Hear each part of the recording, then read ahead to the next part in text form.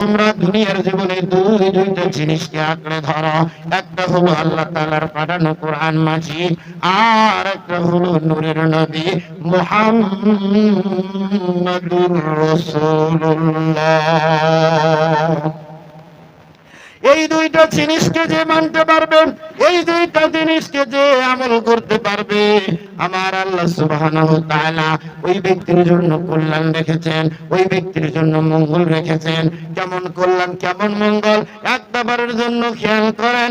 আল্লাহর নবী করিম সাল্লাল্লাহু আলাইহি সাল্লাম ডাক দিয়ে বলেন, ওই আইয়ামে জাহিলিয়াতের যুগে সেই ব্যক্তি আমি নূরের নবী মুহাম্মদের হাতে বায়াত গ্রহণ করে যারা কালিমা গ্রহণ করেছে, আমার আল্লাহ তাআলা এই কালিমা গ্রহণ করার দরুন তার জীবনের সমস্ত গুনাহ খাতাগুলো আল্লাহ মাফ করে দিয়েছেন। আল্লাহর নবী করিম সাল্লাল্লাহু আলাইহি ওয়াসাল্লাম একদিন সাহাবা আজমাইনদের সামনে আলোচনা করতেছেন, তোমরা যারা আমি নবীকে দেখেছো, আমি নবীর প্রতি যারা বায়াত গ্রহণ করেছো, আমি নবীর হাতে হাত রেখে যারা কালিমা গ্রহণ করেছো, তাদের জীবনের কোনো গুনাহ নাই, তারা সম্পূর্ণ নিষ্পাপ, তাদের জীবনের আগের পরের সকল গুনাহ আল্লাহ মাফ করে দিয়েছেন। রাদিয়াল্লাহু আনহুম ওয়া রাদু আন যালিকা লিমান খাশিয়া রাব্বাহ ওয়া যাকারা ইসমা রাব্বিহি ফাসাল্লা। আমার আল্লাহ সুবহানাহু ওয়া তাআলা নবী ডাক দিয়ে বলেন, দুনিয়ার মানুষ যারা তোমরা আমি নবীকে মেনেছো, সেই ব্যক্তি যেন স্বয়ং আল্লাহকে পেয়েছো। ওয়া আতিউল্লাহ ওয়া আতিউর রাসূল ওয়া উলিল আমরি মিনকুম। আল্লাহর নবী যখন সাহাবাদের সামনে এইরকম আলোচনা করতেছেন, একজন সাহাবী হাত উত্তোলন করে ডাক দিয়ে বলতেছেন, ইয়া রাসূলুল্লাহ, ইয়া হাবিবাল্লাহ। একজন সাহাবীকে আমি পাগল করার মতো কাঁদতে দেখলাম। একজন সাহাবী এমন ভাবে কান্নাকাটি করতেছে, আমি তাকে বহুভাবে বোঝানোর চেষ্টা করলাম, ডাকলাম, আহ্বান করলাম, তাকে অনেক কিছু জিজ্ঞেস করলাম, তাকে ডাক দিয়ে বললাম, তুমি কেন এমন করে ক্রন্দন করতেছো, তোমার কান্না করার কারণ কি? সে আমাকে কোনো কারণেই বলল না, সে শুধু একটি কথাই বলল, উলাইকা আসহাবুন নার। আমি মনে হয় জাহান্নামের অধিবাসী হব, কিন্তু আমি জাহান্নাম থেকে কেমনে বাঁচবো? জাহান্নামে তো আমি যাইতে চাই না, কারণ দিনের নবী বলেছে জাহান্নাম বড় ভয়ানক জায়গা, কিন্তু আমি জাহান্নাম থেকে বাঁচতে চাই, কিন্তু আমার মন বলে আমার আল্লাহ আমারে ক্ষমা করেননি। আল্লাহর নবী ডাক দিয়ে বললেন, ও আমার সাহাবী, তাহলে তুমি ওই সাহাবীকে একটু নিয়ে আসো। এমন তো অবস্থায় কয়েকজন সাহাবী ওই সাহাবীকে খোঁজার জন্য বের হলো। সাহাবীকে খোঁজানোর পর সাহাবীকে যখন নিয়ে আসা হলো, আল্লাহর নবী ডাক দিয়ে বলতেছে, কেন তুমি এমন কথা বলতেছো যে তোমার জীবনে আল্লাহ তাআলা এমন কি গুনাহ, এমন কি অপরাধ আছে, সেই গুনাহ, সেই অন্যায় আল্লাহ তাআলা তোমার ক্ষমা করবে না? তুমি নিজেকে এত পাপী কেন ভাবতেছো? তুমি কেন নিজেকে জাহান্নামী বলতেছো? তুমি কি আল্লাহর কোরআন পড়ো নাই? ওয়া মা আরসালনাকা ইল্লা রাহমাতাল লিল আলামিন। আল্লাহ তাআলা আমাকে দুই জগতের রহমত স্বরূপ প্রেরণ করেছে। আমি দ্বীনের নবী হয়ে তোমাকে বলতেছি, তুমি যখন ইসলাম গ্রহণ করেছো, তোমার সমস্ত জাহিলিয়াতের যুগের পাপ অন্যায়গুলো আল্লাহ তাআলা মাফ করে দিয়েছেন। ইন্নাহু কানা তাওয়াবান। আল্লাহ বলেছেন, নিশ্চয়ই যারা তওবা করে আমি আল্লাহ তাআলা তওবা কবুল করি, আমি আল্লাহ তাআলা তাদেরকে ক্ষমা করি। আল্লাহ তাআলার মতো দয়া, আল্লাহ তাআলার মতো করুণা পৃথিবীর জমিনে কখনো কারো হয় না, কখনো হবে না। আল্লাহর নবীকে যখন এই কথা যখন সাহাবীকে যখন প্রশ্ন করেছে, সাহাবী হযরত কান্না জুড়ে দিয়েছেন, ইয়া রাসূলুল্লাহ, ইয়া হাবিবাল্লাহ, ওগো আল্লাহর নবী, আমার জীবনের সমস্ত গুনাহ আল্লাহ মাফ করে দিবে আমার বিশ্বাস, কিন্তু আমি এমন একটা অন্যায়, এমন একটা পাপ কাজ করেছি, আমার অন্তর বলতেছে সেই পাপ থেকে আমি বাঁচতে পারবো না। আল্লাহর নবী ডাক দিয়ে বলল, বলো এমন কি পাপ করেছো তার জন্য তুমি এমন ভয় করতেছো? সাহাবীকে যখন বলল, বাবা তুমি বলো, নির্ভয় বলো, সমস্যা নাই, আল্লাহ বলেছেন যে তওবা করবে, আল্লাহ তার তওবাকে কবুল করবে। এই সাহাবী হযরত নয়নে কান্দে আর ডাক দিয়ে বলেন, ইয়া রাসূলুল্লাহ, ইয়া হাবিবাল্লাহ, আপনি যখন মক্কায়, আপনি যখন আবির্ভাব হননি, আপনার উপর যখন নবুয়ত আসেনি, আমি ওই জাহিলিয়াতের যুগের কথা বলছি, যখন আমরা অন্ধকার শূন্য ছিলাম, ভাইয়ে ভাইয়ে খুনাখুনি, মারামারি, কাটাকাটি, হানাহানি, রক্তপাত, নারীদেরকে নিয়ে উলঙ্গ দেহে কোনোভাবে মস্তি করা হতো। এই সমাজে নারীদের কোনো মর্যাদা ছিল না, সম্মান ছিল না, ভাইয়ে ভাইয়ে কোনো সুসম্পর্ক ছিল না। এইরকমই আমি জাহিলিয়াতের যুগে আমার তেমন কোনো কর্ম ছিল না, আমার তেমন কোনো পেশা ছিল না। আমি আমার পেটের দায়ে, আমি আমার জীবন জীবিকা নির্বাহের জন্য আমার একটা পেশা ছিল, সেটি হলো আমার দায়িত্ব ছিল গুরুস্থানের দারোয়ানগিরি করা। আমি ছিলাম গুরুস্থানের দারোয়ান, কিন্তু গুরুস্থানের দারোয়ান হওয়ার পর সামান্য মাত্র সম্পদ, সামান্য মাত্র বেতন দিয়ে, তাই দিয়ে আমার সংসার চালানো বড় কঠিন হয়ে যেত। কিন্তু এইরকম ভাবে আমি কষ্ট করে আমার জীবিকা নির্বাহ করতাম। কিন্তু এই জীবিকা নির্বাহ করতে করতে আমি যখন বিবাহ বন্ধনে আবদ্ধ হইলাম, আমার একটা সংসার হয়ে গেল। এই সংসার হয়ে যাওয়ার পর আমার পরিবারের ভিতর, সংসারের ভিতর কিছু অতিরিক্ত কিছু খরচের প্রয়োজন দেখা দিল। আমি যে উপার্জন করি, যে বেতনটুকু পাই, এই অর্থ আর এই সম্পদ দিয়ে আমার জিন্দগি চালানো বড় কঠিন হয়ে গেল। তখন আমি চিন্তা করবো কি করি, কেমনে আমার উপার্জন বৃদ্ধি করা যায়। আমার বন্ধুগণ, আমি আপনাদের সামনে আজকে আলোচনাটা এই জন্যই করতেছি, আজকে আমরা ধর্মকে ছেড়ে দিয়ে শুধু কর্মের পিছনে ব্যস্ত। আজকে যেখানে টাকা পয়সা, সেই জায়গার ভিতর মানুষকে পাওয়া যায়, যেখানে অর্থ নাই, সম্পদ নাই, যেখানে দিনই আলোচনা হচ্ছে, আল্লাহ ডাকতে বলতেছেন সূরাতুল জারিয়া, ওয়া মা খালাকতুল জিন্না ওয়াল ইনসা ইল্লা লিয়াবুদুন, নিশ্চয় আমি জিন এবং মানুষকে সৃষ্টি করেছি আমি আল্লাহ আমার গোলামি, আমার দাসত্ব, আমার ইবাদত বندگی করার জন্য। কিন্তু আসলে আজকে আমরা দুনিয়ায় আসার পর সেই আল্লাহরে ভুলে গেছি। আজ আমরা পাপের কাজের ভিতর ডুবে গেছি। হালাল কিংবা হারাম, কোথা থেকে অর্থ আসতেছে, অর্থটা ঠিক কিনা, অর্থটা আমি খাইতে পারবো কি পারবো না, এই চিন্তাধারা আজকে আমাদের ভিতর নাই। শুধু আমাদের চিন্তাধারা আজকে যেভাবেই হোক উপার্জন করতে হবে, যেভাবেই হোক আমাকে খাইতে হবে, আমাকে অর্থ সম্পদের মালিক হতে হবে, সমাজের ভিতর আমাকে বড় লোক হতে হবে, আমার একটা মান থাকবে, নাম থাকবে, আমার একটা সম্মান থাকবে, আমি যেন কারো কাছে অপমান অপদস্থ না হয়। এই অপমান অপদস্থ না হওয়ার জন্য আজকে আমরা হালাল হারাম ভেদাভেদ না করি ভাইয়ের সম্পদ ভাই মেরে খাচ্ছি, বোনের সম্পদ মেরে খাচ্ছি, মা বাবার হক আদায় থেকে আমরা আজকে অনেক পিছিয়ে আছি। মা বাবার সাথে দুর্ব্যবহার করতেছি, পাড়া প্রতিবেশীর হক আদায় করতেছি না। এই জন্য আমি আপনাদের এই শিক্ষা লাভ করার জন্য, আপনি কেন কোরআন পড়বেন, কেন কোরআন মানবেন, আপনি কেন সাহাবাদেরকে মানবেন? আল্লাহ তাআলার নবী যেহেতু বললেন ফাস্তাজাল্লা আলালাহু ওয়া হারামা হারামাহু ওয়া আদখালাহুল জান্নাহ, যে ব্যক্তি কোরআনের হালালকে হালাল মনে করলো, কোরআনের হারামকে হারাম মনে করলো, ওই সমস্ত ব্যক্তিগুলোই হলো জান্নাতি। এই হালাল এবং হারামটা বোঝানোর জন্য আমি আজকে আপনাদের সামনে এই কথাগুলো তুলে ধরতেছি। আজকে আমাদের সমাজের ভিতর যে সমস্ত যুবক ভাইয়েরা আজকে অন্যায় করে, হারাম করতেছে না উপার্জনের জন্য, এর জন্য মূল কারণটা হলো নারী। স্বামীর অর্থ, সামান্য অর্থ উপার্জন দিয়ে, সামান্য জীবিকা দিয়ে তার মন ভরে না, পরিবার পরিজনের চাহিদা মিটাইতে পারে না। স্ত্রী অনেক সময় পাকা উঁচু নিচু কথাবার্তা যখন বলে, তখন ওই ছেলেটা হারাম পথ খুঁজতে বাধ্য হয়। কিন্তু একবারের জন্য খেয়াল করবেন, এই বিবি বাচ্চা পরিবার পরিজন কেউ আপনার আপন নয়। আপনার আপন একমাত্র দিনের নবী মুহাম্মদুর রাসূলুল্লাহ সাল্লাল্লাহু আলাইহি ওয়াসাল্লাম। আপনার আপন যদি কেউ হয়, এই দুনিয়ার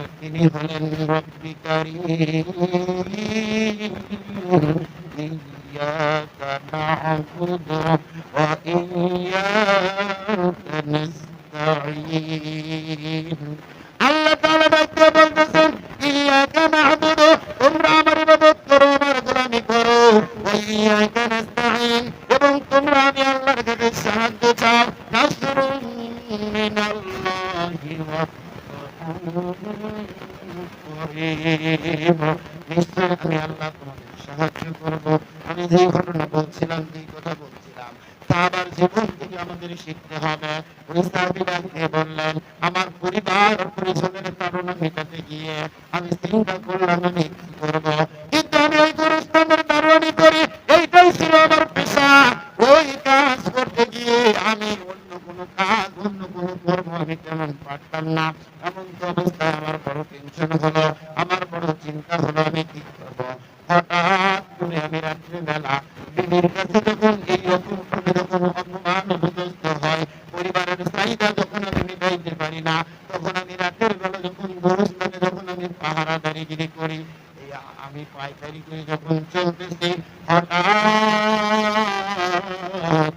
আমার অন্তরের ভিতরে একটা বুদ্ধি আসলো আমার একটা পরিকল্পনা হলো আমার মনের ভিতরে নিয়ে হলো আজকে প্রত্যেক দিন তো এই জায়গার ভিতরে শত শত মানুষের দাফন হয় আমি যদি তার দাফনের কাপড় গুলোকে যদি চুরি করতে পারি এইটাকে যদি আমি পরিষ্কার পরিচ্ছন্নতা করে যদি আমি বাজারে বিক্রয় করে দিতে পারি তাহলে তো আমি মোটা অঙ্কের একটা অর্থ সম্পদ এখান থেকে আমি উপার্জন করতে পারবো এইরকম পরিকল্পনা করলাম যেমন পরিকল্পনা সেই দিন পরিকল্পনা করলাম পরের দিন আমি আমার পরিকল্পনা মধ্যে আমার মাথায় আমি বুদ্ধি আনলাম আমি সমস্ত সরঞ্জাম আদি সব কিছু আমি কবর খননের জন্য প্রস্তুত করে নিয়ে গেলাম এই কবরস্থানের পরে একমাত্র রাত্রিবেলা আমি ছাড়া আর কেউ থাকতো না কারণ মানুষজন কবরস্থানে যাইতে বড় ভয় পায় ওই রাত্রিবেলা রাত্রি যখন গভীর হয়ে গেল পৃথিবী যখন নীরব নিস্তব্ধ এমন তো অবস্থায় আমার মাথায় যেমন পরামর্শ যেমন বুদ্ধি আসলো আমি ওই বুদ্ধি মোতাবেক ওই কবরস্থানের কবরগুলোকে খনন করা শুরু করলাম এই কবরটা আজকে কিংবা কালকে দাফন করেছে ওই কবরের মাটিগুলোকে আমি খনন করা শুরু করে দিলাম কবরের মাটিগুলোকে যখন আমি খনন করি খনন করার পর আমি লাশ তার শরীর থেকে কাপড়ের কাপড়টা চুরি করি কাপড়ের কাপড়টা নিয়ে এসে আমি আমার বাড়িতে নিয়ে এসে ওইটাকে আমি রাত্রবেলাতেই সুন্দর করে পরিষ্কার করি করানোর পর সেইটাকে আমি ঘরোয়া পরিবেশে শুকাই শুকানোর পর ওইটাকে আমি আবার বাজারজাত করি আবার আমি বাজারে বিক্রি করি এইরকম ভাবে আমার একটা অর্থ আমার একটা উপার্জন আসতে থাকলো এইরকম আস্তে আস্তে আমার সংসারের ভিতরে একটা সচ্ছলতা তৈরি হয়ে গেল আমার বিবি বাচ্চা সকলেই খুশি হয়ে গেল আমি এইরকম করতে করতে চিন্তা করলাম এরকম অল্প কিছু চুরি করলে হবে না এইভাবে আমি যদি বেশির ভাগ যদি আমি চুরি করতে থাকি এক সময় আমি ভালো লাভবান হব এক সময় আমি এই মক্কা মদিনার সবথেকে বড় ধনত্ব হব আমার অন্তরের ভিতরে লোভ চলে বসলো আল্লাহ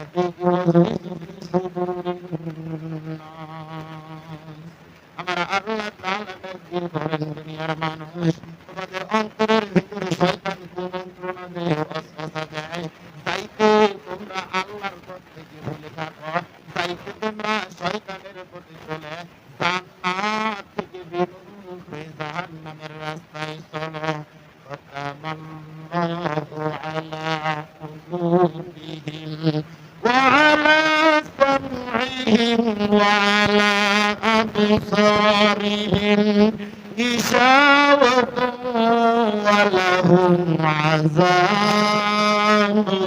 عظيم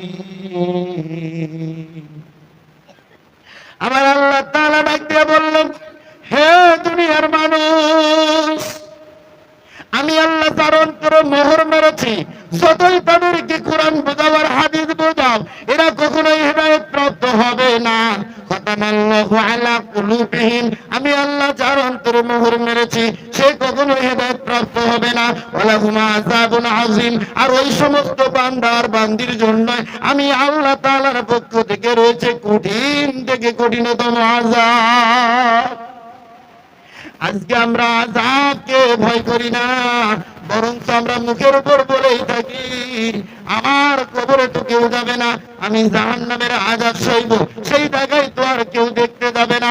এই 3.5 হাত বডির ভিতর, এই 3.5 হাত বডির ভিতর রাস্তাঘাট চলতে গিয়ে ছোট্ট একটা কাঁটা যদি পায়ের মধ্যে বেঁধে, তাহলে আমরা তার ব্যথার যন্ত্রণায় ছটফট করি, আমরা আর সুস্থভাবে হাঁটতে পর্যন্ত পারি না। তাহলে আপনি কোন জ্ঞানে বলেন ওয়ালাহুম আযাবুন আযীম, আল্লাহ তাআলার পক্ষ থেকে কঠিন আযাব আপনি সইতে পারবেন না? না না না, আল্লাহর আযাব কখনো সইতে পারবো না। ইন্না রাব্বিকা লাশাদীদ, আল্লাহর ধরা বড় কঠিন। আল্লাহ যদি ধরে আর 1 সেকেন্ডের জন্য কেউ রেহাই পাবো না। কখনো জানি আজরাইল এসে জানটা নিয়ে যায় ধরিয়া, গায়ের পোশাক খুলে খুলে কাফনের পোশাক পরাইয়া, ছেলে কাঁদবে মেয়ে কাঁদবে আম্মা জান বলিয়া, ছেলে কাঁদবে মেয়ে কাঁদবে আব্বা জান বলিয়া, আগবে না সেই দিন মুখের ভাষা, হেরে যাবে সকল ব্যথা। নতুন সাজন সাজিয়ে আমায় রেখে আসবেন কবরে, বাপ মা ভাই বোন বন্ধু বান্ধব কেউ যাবে না সঙ্গেতে। ওই অন্ধকার কবরে একদিন আমাকে আপনাকে যেতেই হবে। বাড়ি গাড়ি অর্থ সম্পদ সবই পড়ে রবেন, ওই কবরে আমার আপনার একদিন ঠিক না হবে। ওই কবরের কথা স্মরণ করবে মুসলমান। ও বগুড়ার বাবাজিরা, একটা বারের জন্য খেয়াল করেন যে আল্লাহ তাআলা আমাকে আপনাকে সৃষ্টি করেছেন। মিনহা খলাকনাকুম ওয়া ফিহা নুঈদুকুম ওয়া মিনহা নুখরিজুকুম তারাতান উখরা। আল্লাহ বলেছেন মাটি থেকে সৃষ্টি করেছি, এই মাটিতে আবার মিশাই দিব। ওয়া মিনহা নুখরিজুকুম তারাতান উখরা, ওই মাটি থেকে আবার আল্লাহ তাআলা আমাকে আপনাকে জিন্দা করবে। একদিন কিন্তু আমাদেরকে আল্লাহর কাঠগড়ায় দাঁড়াইতে হবে। আল্লাহ তাআলা আমাকে আপনাকে প্রশ্ন করবেন। আলাইসাল্লাহু বিআহকামিল হাকিমিন, সূরা ৩ পারা নাম্বার ৩০। আল্লাহ তাআলা ডাক দিয়ে বলতেছেন, হে দুনিয়ার মানুষ, তোমরা কি আমি আল্লাহকে শ্রেষ্ঠ বিচারক মনে করো না? যদি আল্লাহকে শ্রেষ্ঠ বিচারক মনে করি, তাহলে আমাদেরকে হালালকে হালাল জানতে হবে, হারামকে হারাম মানতে হবে, কোরআন অনুসারে নিজের জীবন পরিচালনা করতে হবে, কোরআন অনুসারে আমাদের সমাজ আইন কানুন পরিচালনা করতে হবে। এই কোরআনের হুকুমত যদি কায়েম না হয়, তাহলে আমার আপনার শান্তি কখনো সম্ভব না। একটা বারের জন্য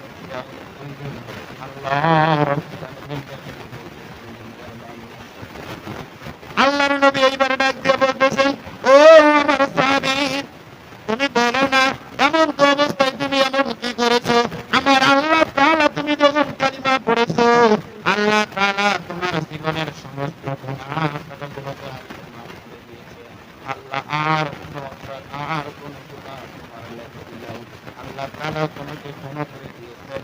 এমন তো অবস্থায় সাহাবী অন্তর্ময় কান থেকে তারা ডাকিয়ে বলতেছেন, ইয়া রাসূলুল্লাহ,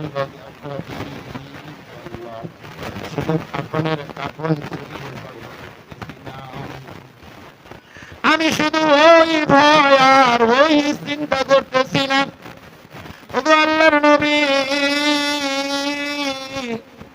এইভাবে কার্য করতে করতে করতে করতে আমার এমন একটা পাপ কাজ, এমন একটা অন্যায় আমি করেছি, সেই অন্যায়ের কথা আমার আজও মনে হলো।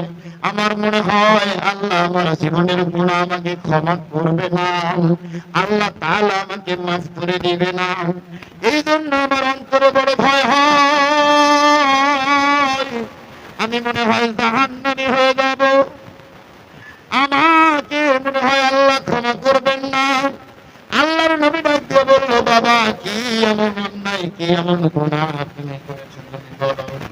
এমন তো অবস্থায় সে যখন আর এই অন্যায়ের কথা যখন নবী তাকে জিজ্ঞেস করে, ওই সাহাবী ওজরুনাইনে কান্দে আর ডাক দিয়ে বলে, ইয়া রাসূলুল্লাহ ইয়া হাবিবাল্লাহ, ইয়া রাসূলুল্লাহ ইয়া হাবিবাল্লাহ, ওগো আল্লাহর নবী, আমি প্রত্যেকদিন গভীর রজনীতে কাফনের কাপড় চুরি করি, হঠাৎ করে আমি একটা কাপড়ের কাপড় চুরি করতে গেলাম। কবরটাকে যখন আমি খনন করলাম, কবরকে খনন করার পর তার কাফনের কাপড় যখন আমি শরীর থেকে যখন সরাইতেছি, এমন তো অবস্থায় যখন আমি কাফনের কাপড় যখন শরীর থেকে সরাইলাম, দেখতে পাইলাম লাশটা একদম সুন্দরী রমণী, সুন্দর চেহারা অধিকারী নারী, সুন্দর অন্তরের ভেতরে খারাপ মনোভাব খারাপ খায়েশ তৈরি হয়ে গেল। এমন অবস্থায় কাপড় লাশটার সাথে আমি সাক্ষাৎ করলাম। এই অন্যায় করার পর আমি যখন কবরস্থান থেকে যখন বের হব, যখনই এই কথা বললেন সঙ্গে সঙ্গে সাহাবী বেহুশ হইয়া পড়ে গেল। আল্লাহর নবী করিম সাল্লাল্লাহু আলাইহি ওয়াসাল্লাম সাহাবাদেরকে বলতে আমার আমাদের খেয়াল করো, কত নির্দিষ্ট মানুষগুলো আনন্দ করছিল,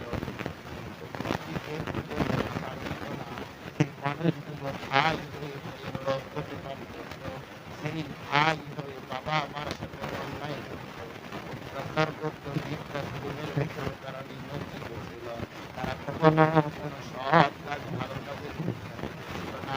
ওই জাহিলিয়াতের যুগে আল্লাহ তাআলা আমার উপর কোরআন নাযিল করেছে, আর ওই কোরআনটা আমি মক্কা মদিনার পরদে পরদে মানুষের দ্বারে দ্বারে কালিমার দাওয়াত দিয়েছি, কোরআনের কথাগুলো বোঝাইছি। ও মুসলমান, একটা বারের জন্য তাকান, আজকে যে সমস্ত আলেমরা কোরআনের দেরি করে, সেই সমস্ত আলেমরা আজকে কালিমার দাওয়াত দেয়, তারা আজকে কোরআন অনুসারে রাষ্ট্র সমাজ পরিচালনা করতে চায়, তারা আজকে আমাদেরকে কোরআনের ভিতর নিমজ্জিত করতে চায়। আজকে ওই লোকগুলো, ওই আলেমগুলোর মর্যাদা আমার আপনার সমাজে নাই, বরং ওই আলেমদেরকে মামলা হামলা, বিভিন্ন জেল জুলুম নির্যাতন অত্যাচার নির্যাতন ইত্যাদি দিয়ে আজকে আমরা তাদের নিষ্পৃহ করতেছি। কিন্তু একটা বারের জন্য খেয়াল করেন, এই কোরআন পারে একমাত্র আমাকে আপনাকে মুক্তি দিতে, এই কোরআন পারে একমাত্র আমাকে আপনাকে শান্তি দিতে। কোরআন ছাড়া পৃথিবীতে এমন কোন ব্যক্তি নাই, সেই ব্যক্তির মতাদর্শ, সেই ব্যক্তির কথা মতো আমার আপনার দেশ সমাজ পরিচালনা করলে এই সমাজে শান্তি সম্ভব না, না, কোনোদিন না। যদি এই সমাজে শান্তির প্রয়োজন হয়, তাহলে কোরআন অনুসারে নিজের সমাজটাকে পরিচালনা করতে হবে। এই জন্য আমাদের নিয়ত করতে হবে, আমরা কোরআনের পক্ষে থাকবো, হাদিসের পক্ষে থাকবো, রাসূলের পক্ষে থাকবো, দুনিয়ার কোন বাম রামের পক্ষে আমরা থাকবো না, আমরা কোন শয়তানের রাস্তায় চলবো না। রাস্তা হলো দুইটা, একটা হলো হিজবুল্লাহ, একটা হলো হিজবুল শয়তান। যদি হিজবুল্লাহ আল্লাহর রাস্তায় যদি চলতে পারেন, আপনি জান্নাতি হবেন, আর হিজবুল শয়তান, আর যদি আপনি আল্লাহর রাস্তা ছেড়ে দিয়ে যদি শয়তানের রাস্তায় চলেন, তাহলে আপনি হবেন জাহান্নামী। আপনাকে কেউ কোনোদিন জান্নাতের দিশা দিতে পারবে না, না পাবেন দুনিয়ায় শান্তি, না পাবেন আখিরাতে মুক্তি। আখিরাতে মুক্তি এবং দুনিয়ায় শান্তি কেউ যদি পেতে চাও তাহলে পবিত্র কোরআনকে বুকে আঁকড়ে ধরো, নবীর আদর্শকে আঁকড়ে ধরো, নূর নবী মুহাম্মদুর রাসূলুল্লাহ সাল্লাল্লাহু আলাইহি ওয়াসাল্লামের আদর্শকে মনে প্রাণে মেনে নাও। তবেই এই সমাজটা সুন্দর শান্তিময় সমাজ হবে। নচেৎ কখনোই শান্তিময় হওয়া সম্ভব না। আল্লাহর নবী করিম সাল্লাল্লাহু আলাইহি ওয়াসাল্লাম সাহাবার যখন একটু হুঁশ হইল, সাহাবাকে যখন একটু জাগ্রত করে আল্লাহর নবী কাছে টেনে নিলেন, ডাক দিয়ে বলতেছেন, বাবা বলো না বলো, তারপরের দৃশ্য কি হলো, তারপর তুমি কি করলা? এমন তো অবস্থায় সাহাবী কান্দের ডাক দিয়ে বলে, ইয়া রাসূলুল্লাহ ইয়া হাবিবাল্লাহ, আপনি বলেন না বলেন গো নবী, আল্লাহ কি আমারে মাফ করবেনি? আমার নবী ডাক দিয়ে বলেন, ইন্নাহু কানা তাওয়াবা, আল্লাহর ওয়াদা যে তওবা করবে, যে অন্যায় থেকে ফিরে আসবে, আল্লাহ তাআলা তাকে ক্ষমা করবে, আল্লাহ তাআলা তাকে মাফ করে দেবে। এমন কথা যখন ওই সাহাবী শুনলেন, ওই সাহাবী ডাক দিয়ে বলতেছেন, ইয়া রাসূলুল্লাহ ইয়া হাবিবাল্লাহ, এখানেই আমার আলোচনা শেষ নয়, এখানেই শুধু আমি এই পাপ কাজ করে আমি ক্ষান্ত হইনি। আমি যখন এই অন্যায় করার পর ওই কবরস্থান থেকে যখন আমি লাফ মেরে যখন আমি উপরে উঠি, ওই কাফনের কাফন করে নিয়ে যখন আমি রওনা দিব আমার বাড়ির দিকে, ইয়া রাসূলুল্লাহ ইয়া হাবিবাল্লাহ, এই সুন্দরী রমণী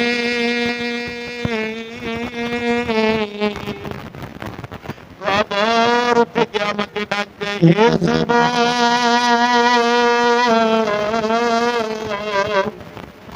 আমি দুনিয়ার জমিনে বড় পবিত্র ছিলাম, কেউ কোনদিন আমার সতীত্বকে নষ্ট করতে পারে নাই, তুমি আমার সতীত্বকে নষ্ট করলা, আজকে তুমি পার পাইতে পারো মালিক ইয়াউমিদ্দিন, ওই বিচার দিবসে আমি তোমাকে ক্ষমা করব না। আলাইসাল্লাহু বিআহকামিল হাকিমিন, আল্লাহ হলেন শ্রেষ্ঠ বিচারক, আমি সেই রবের দরবার তোমার বিচার দিলাম। যখন এই কথা বলেছে সাহাবী হুজুর নবী কাঁদতেছেন আর ডাক দিয়ে বলতেছেন, ইয়া রাসূলুল্লাহ ইয়া হাবিবাল্লাহ, ওগো আল্লাহর নবী আপনি বলেন না বলেন, আল্লাহ আমাকে ক্ষমা করবে কি করবে না, আমি মাফ পাবো কি পাবো না?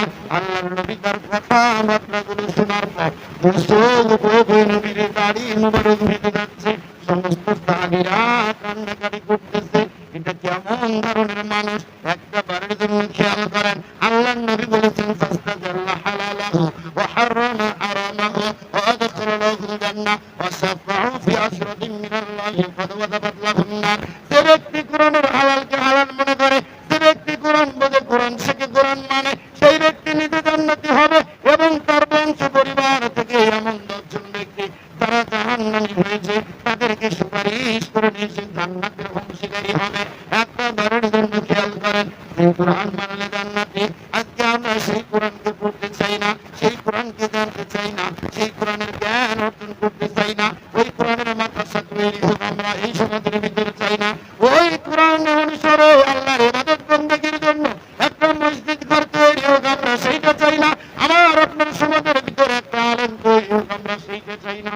কিন্তু একটা বারের জন্য খেয়াল করেন, একজন কোরআনের আলেম ছাড়া, একজন কোরআন ছাড়া, মাদ্রাসা মসজিদ ছাড়া, আলেম ওলামা ছাড়া এই জাতির কখনো কল্যাণ বয়ে আনতে পারে না। আল্লাহর নবী করিম সাল্লাল্লাহু আলাইহি ওয়াসাল্লামের জামানায় ছোট্ট একটা জিনিস একটু ভালো করে খেয়াল করবেন, আল্লাহর নবী করিম সাল্লাল্লাহু আলাইহি ওয়াসাল্লাম একদিন মসজিদে নববীর মধ্য থেকে নামাজ আদায় করার পর নবী আমার বের হয়েছে।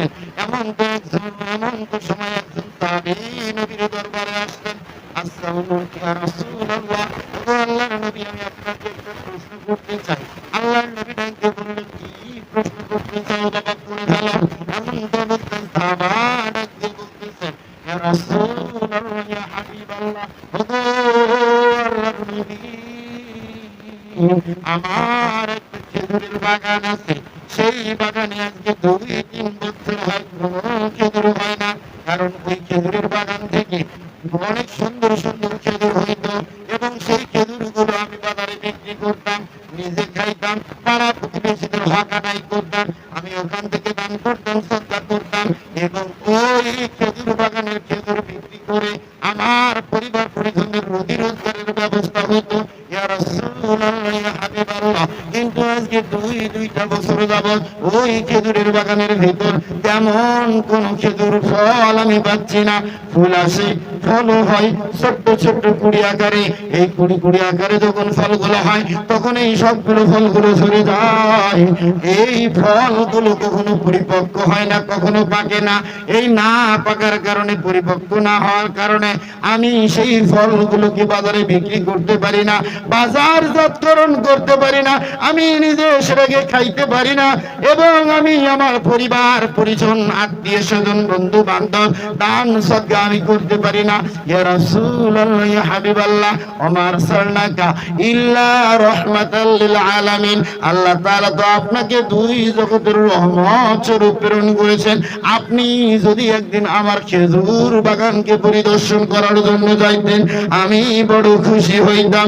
কোন কারণে আমার খেজুর বাগানে খেজুর হচ্ছে না আমি একটু জানতে চাই। ইয়া রাসূলুল্লাহ ইয়া হাবিবাল্লাহ, আল্লাহর নবী করিম সাল্লাল্লাহু আলাইহি ওয়াসাল্লাম সাহাবীর আরজি শুনে ডাক দিয়ে বললেন, ঠিক আছে আমি তোমার খেজুরের বাগানে যাব, সামনে জুমাবার শুক্রবারের দিন আমি তোমার খেজুরের বাগান পরিদর্শন করার জন্য যাব।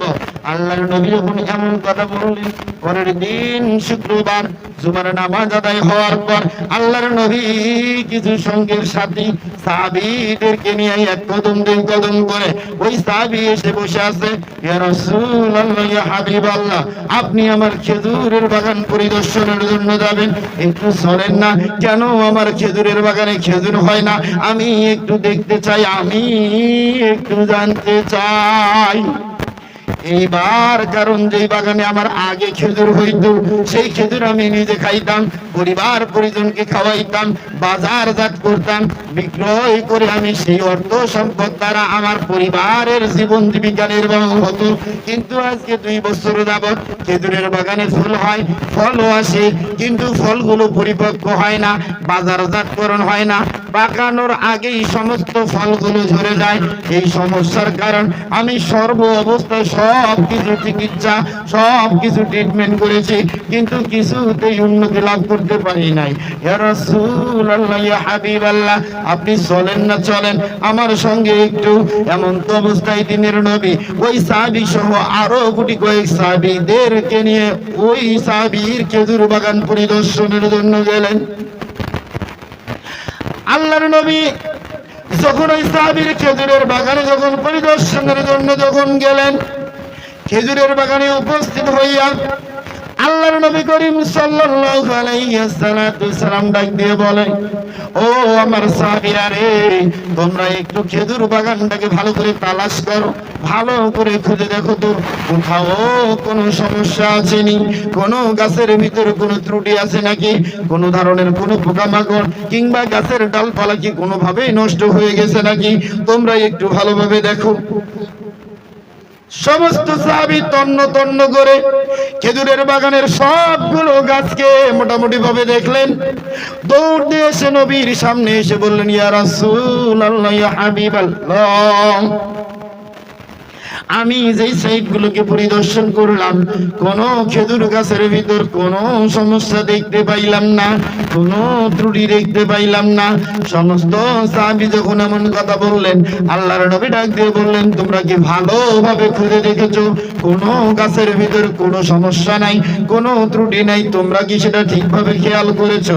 যখন এমন কথা বললেন সঙ্গে সঙ্গে আল্লাহর নবী করিম সাল্লাল্লাহু আলাইহি ওয়াসাল্লামের সাহাবীরা ডাক দিয়ে বললেন, ইয়া রাসূলুল্লাহ রাসূলুল্লাহ ইয়া হাবিবাল্লাহ, আমরা তো দেখলাম সবগুলো গাছ প্রায় ঠিক আছে। নবী বললেন না, তোমরা আরো একবার একটু তালাশ করো। এইবার সাহাবীরা আবার খেজুরের বাগান তালাশ করা শুরু করলো। এমন তো অবস্থায় একজন সাহাবী এসে ডাক দিয়ে বললেন, ইয়া রাসূলুল্লাহ ইয়া হাবিবাল্লাহ, কোন বাগানের ভিতর কোন গাছের কোন ত্রুটি নাই, তবে একটা খেজুর গাছের অবস্থা দেখলাম আমরা একটু খারাপ, কেমন জানি একটু পাতাগুলো মনে হইল, তাছাড়া তেমন কিছু নয়। আল্লাহর নবী ডাক দিয়ে বললেন, তাহলে তোমরা আমাকে ওই গাছটার নিকট নিয়ে চলো। এমন তো অবস্থায় আল্লাহর নবী, বিশ্ব নবী জনাবে মুহাম্মদুর রাসূলুল্লাহ সাল্লাল্লাহু আলাইহি ওয়াসাল্লাম ওই সাহাবীর সঙ্গে ওই খেজুর বাগানের ভিতরে চলে গেল। যাওয়ার পর ওই গাছটার নিকটবর্তী হইল। হওয়ার পর আল্লাহর নবী ডাক দিয়ে বলতেছেন, তোমাদের ভিতরে এমন কি কেউ আছো যে তোমরা খেজুর গাছে উঠতে পারো? একজন সাহাবী ডাক দিয়ে বলতেছেন, ইয়া রাসূলুল্লাহ ইয়া হাবিবাল্লাহ, আমি খেজুরের গাছে উঠতে পারি, আমি খেজুরের বাগানে উঠতে পারি। এই রকম খেজুরের গাছে যখন উঠতে পারি যখন বলল, সঙ্গে সঙ্গে আল্লাহর নবীর সাহাবী, ভালো করে খেয়াল করবেন, নবী বললেন তুমি একটু ওঠো। এমন তো অবস্থায় তিনি গাছের উপরে উঠলেন। আল্লাহর নবী ডাক দিয়ে বললেন, তুমি দেখো তো, দেখো গাছের ভিতরে কোনো কিছু পাও কিনা। এমন তো অবস্থায় তিনি গাছের ভিতর পরিদর্শন করলেন, ডাক দিয়ে বলতেছেন, ইয়া রাসূলুল্লাহ ইয়া হাবিবাল্লাহ, আমি তো গাছের ভিতর তেমন কিছুই পাইলাম না। আল্লাহর নবী ডাক দিয়ে বললেন, তুমি একটু ভালোভাবে পরিদর্শন করো, একটু ভালোভাবে দেখো না বাবা, দেখো এই গাছের ভিতর কোনো না কোনো তো সমস্যা থাকবে। সমস্যা যদি না থাকে তাহলে তোমার ভাইয়ের খেজুর বাগানে কেন খেজুর হয় না? এমন তো অবস্থায় যখন এই কথা বলতেছেন, ওই সাহাবী ওখান থেকে খুঁজতেছেন, ডাক দিয়ে বলতেছেন, ইয়া রাসূলুল্লাহ ইয়া হাবিবাল্লাহ, না না না, এই গাছের ভিতর আমি তেমন কিছু দেখতে পাচ্ছি না, তেমন কিছুই নাই। এই কথা বলার পর ওই সাহাবী যখন খেজুর গাছ থেকে নামবে, ঠিক এমন তো অবস্থায় খেজুর গাছের গোড়ায় আল্লাহর নবী দেখতে পায় তাজা তাজা ফোটা ফোটা রক্ত পড়ে। যখন তাজা তাজা রক্ত দেখতে পাই, আল্লাহর নবী, বিশ্ব নবী জনাবে মুহাম্মদুর রাসূলুল্লাহ সাল্লাল্লাহু আলাইহি ওয়াসাল্লাম ডাক দিয়ে বলতেছে, আমার সাহাবী রে, তুমি বললে গাছের ভিতর কিছুই নাই, কিন্তু গাছের নিচে এরকম তাজা রক্ত কোথা থেকে আসতেছে? এই তাজা রক্তের অবস্থা দেখে আল্লাহর নবীর সাহাবীরা ঘাবড়ে গেলেন। ওই সাহাবী উপরের মধ্যে বসে আছেন। আপনাদের কাছে আমার প্রশ্ন হলো, এই খেজুরের গাছ তো এটা, কিন্তু এখান থেকে তাজা রক্ত আসতেছে কোথা থেকে? জানতে যদি আমরা চাই তাহলে আমরা কি একটু সময় দিতে রাজি আছি? একবারের জন্য খেয়াল করেন, আল্লাহ তাআলা ডাক দিয়ে বলতেছেন, হে দুনিয়ার মানুষ, ইল্লাল্লাযীনা আমানু, তোমরা ঈমান আনো, ওয়া আমিলুস সালিহাত, সৎ কাজ করো, সৎ কাজের সঙ্গী হও। কিন্তু আজকে আমরা ঈমান আনি না। অথচ একটা বারের জন্য খেয়াল করেন, আল্লাহ আবার সূরা বাকারার ভিতর অন্য একটা আয়াতের ভিতর ডাক দিয়ে বলেন, ওয়া মিনান নাসি মান ইয়াকুলু আমান্না বিল্লাহি ওয়া বিল ইয়াউমিল আখির ওয়া মা হুম বিমুমিনিন ইউখাদিউনাল্লাহা ওয়াল্লাযীনা আমানু ওয়া মা ইয়াখদাউনা ইল্লা আনফুসাহুম ওয়া মা ইয়াশউরুন। এইবার যখন তাদেরকে ঈমান আনার কথা বলা হয়, ওরা ডাক দিয়ে বলে, আমরা কি নির্বোধ, আমরা কি বোকা যে আমরা ওদের মতো ঈমান আনবো? তার মানে বোঝা যাচ্ছে ওই সমস্ত ব্যক্তি ঈমান আনে না। কারা ঈমান আনে না? ঈমান আনতে বলা হয়েছে সাহাবা আজমাইনদের মতো, ঈমান আনতে বলা হয়েছে তাবিনের মতো, ঈমান আনতে বলা হয়েছে নবী রাসূলগণের মতো। কিন্তু আজকে আমরা নবী রাসূলগণের মতো ঈমান আনতে চাই না। আজকে আমরা নামে মুসলমান, কামে মুসলমান নয়। আজকে আমরা কোরআন মানি, কোরআন বুঝি যতক্ষণ বাবা কিংবা দাদা, চাচা কিংবা ভাই কেউ যখন অন্ধকার কবরে যায়, 3 দিন ওই বাড়িতে কোরআন তেলাওয়াত থাকে, 3 দিন ওই বাড়িতে কোরআনের অনুসরণ চলে। কিন্তু 3 দিন পার হয়ে গেলে কোরআনের সাথে তাদের আর কোনো সম্পর্ক থাকে না। সুবহানাল্লাহ, আলহামদুলিল্লাহ, লা ইলাহা ইল্লাল্লাহ। দিবানিশি কান্দে রে মন, আর দিও না যন্ত্রণা। ধনে যদি হইতাম ধনী, যাইতাম সোনার মদিনা। সুবহানাল্লাহ, আলহামদুলিল্লাহ, লা ইলাহা ইল্লাল্লাহ, লা ইলাহা ইল্লাল্লাহ। সেই আল্লাহ সুবহানাহু ওয়া তাআলা আমাকে আপনাকে জীবন দিয়েছেন, ওই আল্লাহ তাআলাই হুকুম দিয়েছেন, ওমা খালাকতুল জিন্না ওয়াল ইনসা ইল্লা লিয়াবুদুন। নিশ্চয় জিন এবং মানুষ আমি আল্লাহর গোলামি করবে, আমি আল্লাহর দাসত্ব করবে। কিন্তু আজকে আমরা সেই আল্লাহকে ভুলে গেছি, আল্লাহর ইবাদত বندگی আমরা ছেড়ে দিয়েছি। আজ আমরা শয়তানের পথে চলতেছি। একটা বারের জন্য খেয়াল করেন, এই বাড়ি গাড়ি কিছুই কাজে আসবে না, একটা মাত্র কাজে আসবে যদি আপনি কোরআনকে বুকে লালন করতে পারেন, যদি আপনি 5 ওয়াক্ত নামাজি হতে পারেন, যদি আপনি সমাজের হালাল উপার্জন করে হালাল ভাবে যদি জীবিকা নির্বাহ করতে পারেন, কোরআনের হারাম অনুসারে যদি হারামকে যদি বাঁচতে পারেন। একটা বারের জন্য খেয়াল করেন, আজকে আমরা এমন ভাবে হারামের ভিতরে ডুবে গেছি, আজকে হারামকে মোরা হালাল বলে খাইতেছি। এমন একটা পরিবার নাই, এমন একটা সমাজ নাই, এমন একটা ঘর নাই সেই বাড়ির ভিতরে আজকে সুদ নাই। একটা বাড়ির জন্য খেয়াল করেন, সুদ বরঞ্চ সর্বোচ্চ মারাত্মক একটা গুনাহ। সাহাবা আজমাইন, তাবেঈন, খোলাফায়ে রাশিদিনগণ নিজের জীবন জীবিকা নির্বাহের জন্য কত কঠিন পরিস্থিতির ভিতর নিমজ্জিত হয়েছে, কিন্তু কখনো তারা অন্যায়কে মেনে নেয় নাই, কখনো তারা শয়তানের পথকে আঁকড়ে ধরে নাই, কখনো তারা হালাল রুজি থেকেও পিছু পা হয় নাই, কখনো তারা হারামকে গ্রহণ করে নাই। কিন্তু আজ আমরা সামান্যতম স্বার্থের জন্য হারামকে হালাল বানাচ্ছি আর হালালকে দূরে ঠেলে দিচ্ছি। এইটা থেকে যদি আমরা বাঁচতে চাই, এখান থেকে যদি এই জাতি যদি আজকে মুক্ত পেতে চায়, তাহলে এই জাতির জন্য একটা জিনিস করণীয়, সেইটা হলো এই জাতিকে মনে রাখতে হবে আমরা খালিদ বিন ওয়ালিদ, হযরত উমরের উত্তরসূরি, আবু বকরের উত্তরসূরি। কিন্তু আজকে আমরা আবু বকর, আলী, উসমানকে ভুলে গেছি। আজ আমরা মডেল ধরেছি স্টার জলসা জি বাংলার, আজ আমরা মডেল ধরেছি বিভিন্ন নায়ক নায়িকার, বিভিন্ন খেলোয়াড়দের ইত্যাদির জীবনকে আমরা অনুসরণ করতে গিয়ে একটা বারের জন্য আমরা ভুলে গেছি আজকে মরণকে। সেই মরণ একদিন আমাকে আপনাকে অবশ্যই অবশ্যই পাকড়াও করবে। বাকালো হাসুজা করে কামারে আগুনে পোড়াইয়া, বাকালো হাসুজা করে কামারে আগুনে পোড়াইয়া, গুনাহগার বান্দাকে সোজা করবেন আল্লাহ কবর মাঝে শোয়াইয়া।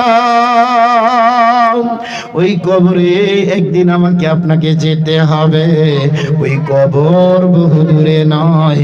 একটা বারের জন্য খেয়াল করেন, ও মা, ওই কবরের কথাকে স্মরণ করেন। সেই কবর আমাকে আপনাকে অবশ্যই অবশ্যই যাইতে হবে। ওই কবর থেকে মোরা কেউ বাঁচতে পারবো না, কবর থেকে মোরা কেউ থাকতে পারবো না। যে আল্লাহ রাব্বুল আলামিন আমার আপনার জন্য এই কোরআনকে দিয়েছে, ওই আল্লাহ তাআলার হুকুম আহকামকে যদি আমরা মানতে পারি তবে আমার আপনার জন্য সুশীতল জান্নাত পাবো। আর যদি আমরা না মানতে পারি তাহলে আমরা জান্নাতি মেহমান হতে পারবো না। ও মা, জান্নাতি হতে গেলে, ও আমার বাবা, জান্নাতি হতে গেলে আমাদের যেই আমল দরকার, যেই কাজগুলো দরকার, আল্লাহর নবী করিম সাল্লাল্লাহু আলাইহি ওয়াসাল্লাম বলেছেন, এক নাম্বার তোমাদেরকে কোরআনকে আঁকড়ে ধরতে হবে, দ্বিতীয় নাম্বার তোমাকে রাসূলের হাদিসকে অনুসরণ করতে হবে। ওয়া আতিউল্লাহ ওয়া আতিউর রাসূল ওয়া উলিল আমরি মিনকুম। এমন আল্লাহ তাআলা বলতেছেন, আমার সাথে সম্পর্ক করতে হলে রাসূলের সাথে সম্পর্ক করো। আর রাসূল বলেছেন, আমার সাথে সম্পর্ক করতে হলে ওয়া আতিউর রাসূল ওয়া উলিল আমরি মিনকুম, তোমরা তোমার নেতার আনুগত্য করো। আজকে একটা বারের জন্য খেয়াল করেন, আজকে কোরআনের আদর্শের নেতার অভাব। আজকে সমাজের ভিতর কোরআনের আদর্শ ছাড়া নেতার অভাব নাই, কিন্তু কোরআন মেনে বুঝে আবু বকর উমরের মতো নেতার অভাব। আজকে যদি এই বাংলাদেশের বুকে উমরের মতো একটা উমর যদি রাষ্ট্রপ্রধান হতো, এই সোনার বাংলায় শান্তি নেমে আসতো। রাহাজানি, লুটতারাজ, মারামারি, কাটাকাটি, হিংসা, বিদ্বেষ, সুদ, ঘুষ ইত্যাদি জিনা, ব্যভিচারী এই সমাজ থেকে চিরতরে উঠে যেত। কিন্তু আজকে আমরা উমরের মতো একটা নেতাকে আজও পর্যন্ত আমরা সিলেক্ট করতে পারলাম না। আজকে আমরা বাজার করতে 10 বার ভাবি, কিন্তু একটা বারের জন্য আমরা একটা সুন্দর নেতা নির্বাচন করতে ভাবি না। আমরা মনে করি আমরা নেতা নিয়ে চিন্তা করব কি? আল্লাহ তাআলা নেতার অনুগত্য করাকেও ফরজ করেছেন, ওয়া আতিউল্লাহ ওয়া আতিউর রাসূল ওয়া উলিল আমরি মিনকুম। আমি আল্লাহকে পাইতে গেলে রাসূলকে মানতে হবে, আর রাসূল বলেছেন আমাকে পাইতে গেলে তোমাকে নেতার অনুসরণ করতে হবে। ওমা, নেতা হতে হবে মুহাম্মদুর রাসূলুল্লাহ সাল্লাল্লাহু আলাইহি ওয়াসাল্লামের মতো। দেখেন না, দেখেন একটা সাহাবীর সমস্যা দেখে আমার নবী সাহাবীর সঙ্গে তার খেজুর বাগান পর্যন্ত গিয়েছে। আর আমরা যে কোনো সমস্যার জন্য আমাদের নেতাদের বাড়িতে গেলে বাহিরে আমাদের সিরিয়াল নিয়ে বসে থাকতে হয়, কিন্তু ঘন্টার পর ঘন্টা চলে যায়, নেতার সাথে দেখা হয় না। এই ধরনের নেতা যতদিন এই সমাজে থাকবে, এই সমাজ কোনোদিন শান্তি লাভ করতে পারবে না। এই রকম নেতা আমাদেরকে এই সমাজ থেকে বিতাড়িত করে কোরআনের নেতা কায়েম করতে হবে। কোরআন মানে কোরআন বসে কোরআন অনুসারে নিজের জীবন পরিচালনা করে এমন লোককে যদি আমরা নেতৃত্বের জায়গায় যদি বসাইতে পারি, তবে আমাদের জন্য শান্তি কায়েম করা সম্ভব হবে। এইবার একটু খেয়াল করেন, আল্লাহর নবী ডাক দিয়ে বললেন, ও আমার সাহাবী, এই তাজা রক্ত কোথা থেকে আসতেছে? এমন তো অবস্থায় নবী যখন এই কথা বলেন, যেই সাহাবী গাছের উপরে দাঁড়িয়ে আছে, ওই সাহাবী গাছ থেকে নামায়া ডাক দিয়ে বলতেছেন, ইয়া রাসূলুল্লাহ, ইয়া হাবিবাল্লাহ, ওই গাছের ভিতর 3টা হাড় বাঁধা আছে। আমি যখন গাছ থেকে নামতে ধরছি, হঠাৎ করে আমার এখানে চোট খেয়েছে। ওই চোট খাওয়ার কারণে আমার এই জায়গা থেকে ক্ষত হয়ে 1 ফোঁটা 2 ফোঁটা করে রক্ত পড়তেছে। আল্লাহর নবী যখন এমন কথা বললেন, নবীর সামনে যখন সাহাবী এমন কথা বললেন, আল্লাহর নবী ডাক দিয়ে বলল, আমার সাহাবী রে, তুমি যে বললা গাছের ভিতর কিছুই পাওনি, কোনো কিছুই দেখতে পাওনি। সাহাবী ডাক দিয়ে বলতেছেন, ইয়া রাসূলুল্লাহ, ইয়া হাবিবাল্লাহ, আমি সবেমাত্র শুধু হাড় দেখেছি, কিন্তু ওই হাড়ের কথা আর আপনাকে কি বলবো, কারণ আমি গাছের ভিতর কোনো পোকামাকড় দেখি নাই, গাছের ভিতর বড় ধরনের কোনো রোগ ব্যাধি দেখি নাই, এই জন্যই তো আমি আপনাকে কিছুই বলি নাই। আল্লাহর নবী ডাক দিয়ে বলল, এইবার তুমি গাছে ওঠো, ওই হাড়গুলোকে তুমি ওখান থেকে নামাও। এইবার একটু খেয়াল করেন, ওই সাহাবী আবার গাছের ভিতর উঠলেন। গাছের ভিতর ওঠার পর ওই সাহাবী সঙ্গে সঙ্গে ওখান থেকে হাড় 3টা নিয়ে আল্লাহর নবী করিম সাল্লাল্লাহু আলাইহি ওয়াসাল্লামের সামনে আনলেন। নবীর সামনে নবীর হাতে যখন দিলেন, আমার নবী সঙ্গে সঙ্গে হাড় 3টাকে হাতে নিল। এইবার একটু খেয়াল করেন, সাহাবারা ডাক দিয়ে বলতেছেন, ইয়া রাসূলুল্লাহ, ইয়া হাবিবাল্লাহ, ওগো আল্লাহর নবী, আপনি বলেন না, বলেন এই হাড়গুলো কিসের? এই হাড়গুলো কোথা থেকে আসলো? এই হাড়গুলো কিসের? আমরা একটু জানতে চাই। আল্লাহর নবী ডাক দিয়ে বললেন, ও আমার সাহাবীরা রে, তোমরা ভালো করে শুনে রেখো, জেনে রেখো, আমি যে হাদিস বলেছি, ফাস্তাজাল্লা হালালাহু ওয়া হারামা হারামাহু ওয়া আদখালাহুল জান্নাহ, আমার আলোচনা ওই হাদিসের প্রেক্ষিতে প্রেক্ষাপটে হবে ইন্না আনজালনা ফি লাইলাতুল কদর, লাইলাতুল কদর রজনীতে যেই কোরআন নাজিল হয়েছে, এই কোরআনকে মানতে পারলে আপনার দাম কি রকম বাড়বে, এইটা বোঝানোর জন্যই আমি সূরা কদর এবং আল্লাহর নবীর অসংখ্য অগণিত হাদিসের মধ্য থেকে বাইহাকি শরীফ থেকে হাদিসটা নিয়েছি। একটা বারের জন্য খেয়াল করেন গো আমার ধর্মপ্রাণ মুসলমান ভাইয়েরা, একটা বারের জন্য স্মরণ করেন। আল্লাহর নবী ডাক দিয়ে বলতেছেন, ও আমার সাহাবীরা রে, তোমরা শুনে রেখো, তোমরা জেনে রেখো, এই গাছের ভিতরে এই হাড় তিনটা যতদিন বাঁধা থাকবে, এই খেজুরের বাগানে যতই পরিচর্যা করা হোক, যতই যত্ন নেওয়া হোক, এই খেজুরের বাগানে এই হাড় তিনটা এই গাছের ভিতর যদি কিয়ামত তক পর্যন্ত বাঁধা থাকে, কিয়ামত তক পর্যন্ত এই খেজুর বাগানে আর কোনোদিন খেজুর হবে না। খেজুর যদি হয় কিন্তু খেজুরটা কখনো পরিপক্ক হবে না, খেজুরটা কেউ কখনো খাবারের উপযোগী হবে না। তার আগে এই খেজুরগুলো জমিন গাছ থেকে জমিনের ভিতর পড়ে যাবে, শুকিয়ে যাবে, নষ্ট হয়ে যাবে। এমন তো অবস্থায় সাহাবীরা আশ্চর্য হয়ে গেলেন, ইয়া রাসূলুল্লাহ, ইয়া হাবিবাল্লাহ, এই হাড় তিনটার এমন পাওয়ার, এমন ক্ষমতা, এমন শক্তি কেন? এই হাড়গুলো কিসের? এগুলো কি মানুষের হাড়? এগুলো কি জীব জানোয়ারের হাড়? এগুলো কিসের হাড় আমরা একটু জানতে চাই। আল্লাহর নবী যখন এই কথা বললেন, সাহাবীরা ডাক দিয়ে বলতেছেন, এই হাড়গুলো কিসের?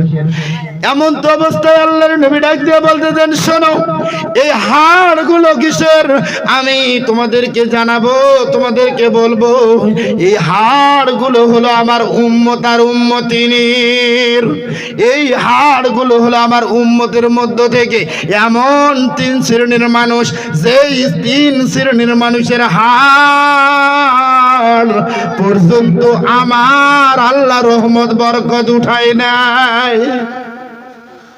এমন তো অবস্থায় সাহাবীরা আশ্চর্য হয়ে গেল। সাহাবীদের ধারণা ছিল এগুলো মনে হয় কোন জীব জানোয়ারের হাড়, ছাগলের হাড়, উটের হাড়, দুম্বার হাড় ইত্যাদি, বিভিন্ন গাধার হাড় ইত্যাদি হাড় হতে পারে। কারণ মরুভূমিতে বিভিন্ন জায়গায় অনেক সময় বহু পশু প্রাণী মারা যায়, ওখান থেকে হয়তো বা কেউ না কেউ এই হাড়গুলো গাছের ভিতরে ঝোলাইছে, এমনটা সাহাবীদের ধারণা। কিন্তু সাহাবীরা যখন নবীর মুখ থেকে শুনলেন এই হাড়গুলো মানুষের, তাও আবার ওই মানুষের যারা আমি নূর নবীর উম্মত, সাহাবীরা আশ্চর্য হয়ে গেলেন, ইয়া রাসূলুল্লাহ, ইয়া হাবিবাল্লাহ, আমরা জানতে চাই এই হাড়গুলো কোন শ্রেণীর মানুষের, এই হাড়গুলো কোন মানুষের আমরা একটু জানতে চাই, আমরা একটু বুঝতে চাই। যেমন এমন কথা বললেন, এমন তো অবস্থায় সাহাবা আজমাইনেরা যখন রাসূলকে প্রশ্ন করলেন, আল্লাহর নবী, দিনের নবী মুহাম্মদুর রাসূলুল্লাহ সাল্লাল্লাহু আলাইহি ওয়াসাল্লাম ডাক দিয়ে বললেন, আটটা ছোট্ট একটা হাদিস বলি।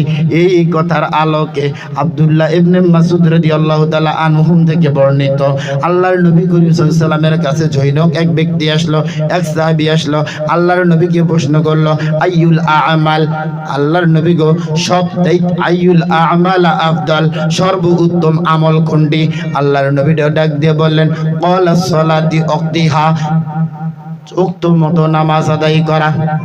2 নাম্বার অবিল ওয়ালিদাইন, পিতা মাতার সাথে সদাচরণ করা।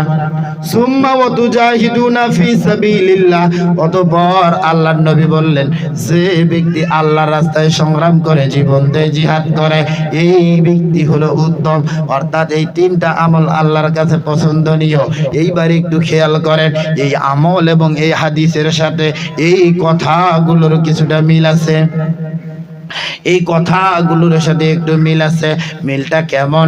একটা বারের জন্য খেয়াল করেন, আল্লাহর নবী করিম সাল্লাল্লাহু আলাইহি ওয়াসাল্লাম ডাক দিয়ে বললেন, উক্ত মতো নামাজ আদায় করতে হবে। কিন্তু আজকে একটা বারের জন্য খেয়াল করেন, আমরা উক্ত মতো নামাজ আদায় করি না, সময় মতো আমরা নামাজের ধার ধারি না, নামাজের বয়স পার হয়ে যাচ্ছে, আজও নামাজ ধরি না। কেউ যদি নামাজের দাওয়াত দেয়, আমরা ডাক দিয়ে বলি, বাবা এখন না, আরো কয়েকটা দিন যাক, যাক না আসুক রমজান, শুরু করে দিব। এই রমজান বলতে বলতে কত রমজান চলে যাচ্ছে, কিন্তু আপনার জীবনের কোনো মোড় ঘুরতেছে না। আপনি একটা বারের জন্য নামাজি হচ্ছেন না। আপনি যতক্ষণ নামাজি না হবেন আপনার কোনো মূল্য নাই। আপনি সর্বোচ্চ নিকৃষ্টতম একজন বান্দা বান্দি, কারণ যতক্ষণ পর্যন্ত আপনি নামাজ না পড়বেন।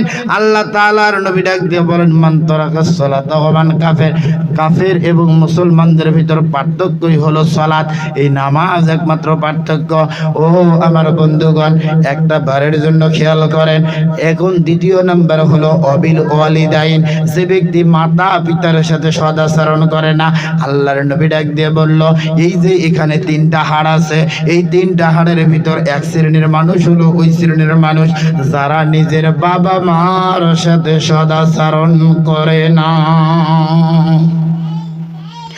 যেই সন্তান বাবা মার অবাধ্য হয়েছে, যেই সন্তান বাবা মার অভিশাপ প্রাপ্ত হয়েছে, যেই সন্তান নিজে উপার্জন করে, নিজে ভালো খায়, ভালো পরে, অথচ তার বাবা মা তার চোখের সামনে মানুষের বাড়ি বাড়ি গিয়ে ভিক্ষা করে।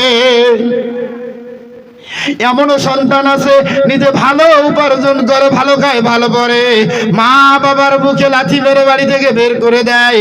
নিজেরা একটা বাড়ির ভিতর কত সুন্দর সুন্দর খাবার তৈরি করে খায়, কিন্তু একটা বারের জন্য বাবা মাকে দেয় না। এমন সন্তানের অভাব আমার আপনার সমাজে কম না। এই যে এই ধরনের সন্তান যারা যারা অবাধ্য সন্তান, আল্লাহর নবী ডাক দিয়ে বললেন, একটা হলো অবাধ্য সন্তানের হাড় আছে এখানে, যেই সন্তানটা বাবা মার অভিশাপ প্রাপ্ত সন্তান, এই সন্তানের হাড় এই গাছের ভিতর বাঁধা ছিল। এটা যতক্ষণ পর্যন্ত বাঁধা থাকবে ততক্ষণ পর্যন্ত এই খেজুরের বাগানে কোনো রহমত বরকত হবে না, কখনো এই খেজুরের বাগানে খেজুর হবে না। খেয়াল করেন, আজকে যদি সেই বাবা বাবার খেদমতের কথা বলা হয়, ডাক দিয়ে বলে, হুজুর খালি বাবা মার খেদমত আছে কেন? বাবা মা কি সন্তানের খেদমত করবে? এটা কি নাই? খুব ভালো করে খেয়াল করবেন, বাবা এবং মা তাদেরও কিছু হক আছে সন্তানের উপর, আবার সন্তানেরও কিছু হক আছে মা বাবার উপর। আপনি মা, আপনি বাবা, আপনি আপনার সন্তানদেরকে, আপনি মা হওয়ার পরেও বাবা হওয়ার পরেও আপনার তিনটা সন্তান, শুধু উদাহরণ দিচ্ছি বোঝানোর জন্য, তিনটা সন্তানের ভিতর এমনও কিছু মা বাবা আছে দুইটা সন্তানকে নজরের তলে নিতে পারে না, আর একটাকে একেবারে কলিজা ভাবে। এমনটা যদি মায়ের আচরণ হয়, কারণ একটা সহজ কথা আছে গ্রাম্য বাংলায়, এক চোখে নুন বেচে আর এক চোখে তেল। এই ধরনের বিক্রি করা সেই সমস্ত মা বাবা আছে, ওই সমস্ত মা বাবাকেও কাল কিয়ামতের দিন আল্লাহর কাঠগড়ায় দাঁড়াইতে হবে। আল্লাহ ডাক দিয়ে বলছেন, মালিক ইয়াউমিদ্দিন, বিচার দিবসের মালিক কিন্তু আমি আল্লাহ। আল্লাহ তাআলা সূরাতুত তিনের শেষ নাম্বার আয়াত, পারা নাম্বার 30, আল্লাহ ডাক দিয়ে বলছেন, আলাইসাল্লাহু বিআহকামিল হাকিমিন। তোমরা কি আমি আল্লাহকে শ্রেষ্ঠ বিচারক মনে করো না? যেই মা বাবার বিচার করবেন আল্লাহ, সেই মা বাবার বিচার যেই আল্লাহ করবেন, ওই রবে কিন্তু আবার সন্তানেরও বিচার করবে। এই জন্য মা বাবার উচিত হবে সকল সন্তানদেরকে সমানভাবে ভালোবাসা, সকলকে ঠিকভাবে সঠিকভাবে তাদের অধিকার দেওয়া। একটা সন্তানের জন্য ডিম বুঝ করে ভালো ভালো খাবার রান্না করে খাওয়ায়, আর এক সন্তানের জন্য মরিচ ভাজি ইত্যাদি আচরণ মা হয়ে তারা চলবে না। আপনি মা, আপনাকে খেয়াল রাখতে হবে, প্রত্যেকটা সন্তানকে আপনি 10 মাস 10 দিন গর্ভধারণ করিয়েছেন। আপনার ছোট ছেলেটা যেমন, আপনার বড় ছেলেটাও তেমন, আপনার মেয়েটাও তেমন, কিন্তু আপনি এমন মার মা, সম্পদগুলো ছেলেদের নামে করে দিয়ে মেয়েটাকে একেবারে জমাজমি না দিয়া কিছু অর্থ সম্পদ দিয়ে করছেন, মা তোকে বুক ভরা দোয়া দিলাম। দোয়া নয়, খালি যাইয়া দেখো কবরে, তোমার খবর করবেন আল্লাহ নিজ হাতে। কারণ প্রতিটা সন্তানই আপনার। আপনার উচিত মেয়েও যেমন সন্তান, ছেলেও যেমন সন্তান। কোরআনে যেমনি তাদের অধিকার দিয়েছে, সেই রকম অধিকার ভাবে আপনাকে সমানভাবে বন্টন করতে হবে। আবার এমনও মা আছে, বাবা আছে, শুধু মেয়েকে সমস্ত সম্পদগুলো লিখে দিয়েছে, ছেলেদেরকে আর কোনো সম্পদ দেয় না। এই রকম আমার আপনার সমাজে আছে। এই রকম মা বাবা হবেন যারা, তাদেরকে একটা নসিহত করি, তারা পড়বেন সূরাতুল লোকমান। যেই সন্তানগুলো বাবা মার অবাধ্য, ওই সন্তানগুলোকেও বলবো, আপনি যদি আল্লাহকে ভয় করেন, আল্লাহর কাঠগড়ায় যদি দাঁড়াইতে চান, তাহলে আপনারও জন্য পড়তে হবে সূরা লোকমান। সূরা লোকমান যদি পড়েন, এই সূরা লোকমানের ভিতর সন্তানের কি হক, সন্তানের কি হক, হযরত লোকমান সেটা সুন্দর করে বুঝিয়ে দিয়েছেন। আমার আল্লাহ পছন্দ করেছেন, এই জন্য আল্লাহ কোরআনের ভিতর সেটাকে রেকর্ড করে দিয়েছেন। আবার একজন মা বাবার কি হক, মা বাবা সন্তানদের সাথে কেমন করবে, সেই হকের কথাও সূরা লোকমানের ভিতর আল্লাহ তাআলা লোকমানের মাধ্যমে শেখাই দিয়েছেন। এই জন্য আমাদের উচিত হবে পবিত্র কোরআন পড়া, কোরআন বোঝা, কোরআন মানা। কিন্তু আজকে আমরা অনেকেই কোরআন পড়ি, কিন্তু কোরআন বোঝার চেষ্টা করি না। এইটা হলো আমাদের বড় সমস্যা। যতক্ষণ পর্যন্ত না আপনি কোরআন বুঝবেন, ততক্ষণ পর্যন্ত এই সমাজ উন্নতি লাভ করবে না। এই সমাজে যদি শান্তি কায়েম করতে চাই, তাহলে আমাদেরকে কোরআনের শিক্ষায় শিক্ষিত হতে হবে। কোরআন আগে নিজের দিলে, অন্তরের ভিতর আগে জ্বালাতে হবে, তবেই কোরআন বাংলাদেশের সংসদে জ্বালালে এই সমাজটা শান্তিপূর্ণ হবে। এইবার একটু খেয়াল করেন, আল্লাহর নবী ডাক দিয়ে বললেন, একজন হলো অবাধ্য সন্তান। এখন হাড় বাকি থাকলো দুইটা। এমন তো অবস্থায় যখন দুইটা হাড়ের কথা বললো, আমি জানি গো জানি ও বগুড়ার বাবাজিরা, আমি যদি এখন বাকি দুইটা হাড়ের কথা বলে, অনেকেই ডাক দিয়ে বলবেন, হুজুর আপনি আমার বিরুদ্ধে লাগছেন কে? আমার জন্য মনে হয় আপনি এই হাদিসটা, এই আয়াতটা আপনি বেছে নিয়েছেন। না না না না, আপনারা কেমন কালচার আর কেমন চরিত্র, এই মানুষগুলো কেমন হবে, আমার আল্লাহ সেটা ভালো করেই জানে। যেহেতু আল্লাহ আমাকে আপনাকে বানিয়েছে, এই মানুষগুলো আল্লাহকে ভুলে কোন কাজে কোন পথে চলতে পারে, আল্লাহ সেটা ভালো করে জানে। এই জন্য আল্লাহ তাআলা নবীর মাধ্যমে আমাদেরকে কোরআন দিয়েছেন। আর এই কোরআনের মাধ্যমে বুঝতে পারলে, মানতে পারলে আমরা সেই জাহান্নামের আগুন থেকে বাঁচতে পারবো, নচেত আমরা আল্লাহর জাহান্নাম থেকে বাঁচতে পারবো না। এবার দ্বিতীয় নাম্বার, আল্লাহর নবী ডাক দিয়ে বলল, ওই হাড়, যে হাড় হলো একজন সুদখোর। পৃথিবীতে যত গুনাহ আছে, যত অন্যায় আছে, সমস্ত গুনার চাইতে সবচাইতে বড় পাপ, সবচাইতে বড় গুনাহ হলো সুদ খাওয়া। সুদের সর্বনিম্ন যে গুনাহ আছে, সুদের প্রায় ৭৪টা পাপের শাখা। সুদ খাইলে ৭৪টা গুনাহের শাখা। এই ৭৪টা গুনাহের শাখার ভিতর সর্বনিম্ন যেই শাখাটা, সেটা হলো আপন মায়ের সাথে জিনা করার সমতুল্য। আজকে একটা বারের জন্য খেয়াল করেন, আমাদের এমন একটা পরিবার, এমন একটা ঘর, এমন একটা সংসার নাই, যেই সংসার, যেই ঘরের ভিতর আজকে সুদের অর্থ সম্পদ নাই। আজকে সুদ থেকে বাঁচতে আমরা হুজুরের পর্যন্ত পারতেছি না। কারণ আমরা গ্রামের ভিতর করি মুয়াজ্জিনি, গ্রামের ভিতর করি ইমামতি। এখন পাড়ার ভিতর সকলেই মিলে দায়িত্ব দিছে মসজিদের যাদেরকে।